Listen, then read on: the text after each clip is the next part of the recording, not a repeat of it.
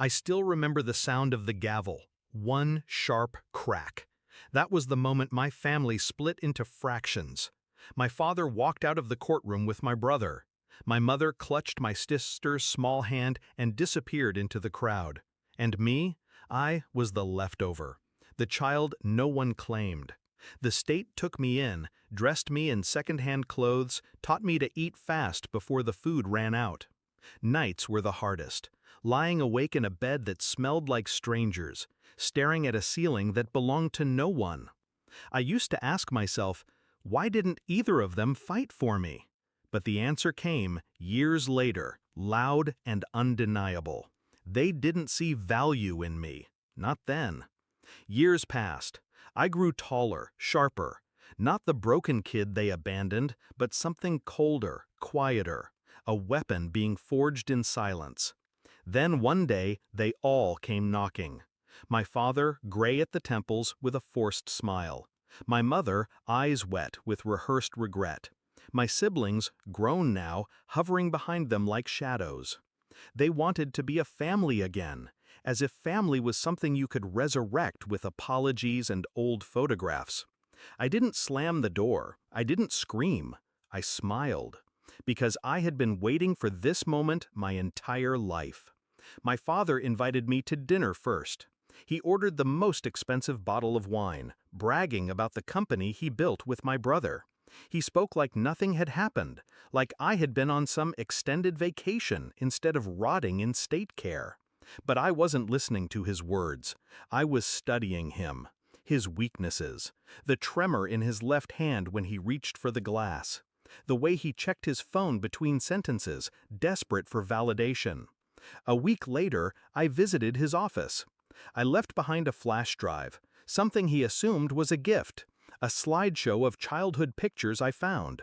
He didn't know it carried something else, a traceable program, pulling financial records, client lists, and secrets he thought buried. By the time I was done, his empire was bleeding. Slowly, quietly. Contracts voided, clients pulled away, one by one. No one suspected me. I made sure of that. My mother was next. She played the role of victim well, wringing her hands, speaking of sleepless nights, whispering how she regretted leaving me behind. But guilt is cheap when it's spoken. So I tested her. I let her believe I needed her.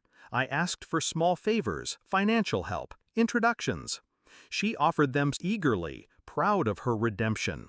What she didn't know was that every account number, every signature, every careless document she handed me was fuel. When the audits came, when the debts she had hidden beneath layers of charity and fraud surfaced, she cried. She looked at me, desperate, pleading. I only tilted my head. Now you know how it feels to be abandoned. But my siblings, they were different. They hadn't chosen. They had been carried away. Still, they grew up under roofs while I slept in rotating beds with strangers. They ate home-cooked meals while I memorized the metallic taste of cafeteria food. When they came to me, it wasn't with arrogance. It was curiosity. A brother and sister wanting to know the ghost of the sibling they lost. And so I gave them a choice. Stay in my life, stripped of illusions, or walk away before I destroyed the image they had of our parents. They chose to stay. The climax came on a rain-soaked night, years in the making. I invited them all to my home, neutral ground. The table was set, wine poured, silence heavy. My father sat stiff, jaw tight. He'd lost his company, his reputation shredded by whispers he couldn't trace.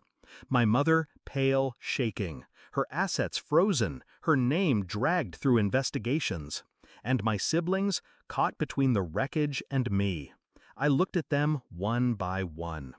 "Do you know what it feels like," I said, voice calm, "to watch your family walk away, each taking a piece of you, and leave nothing behind?"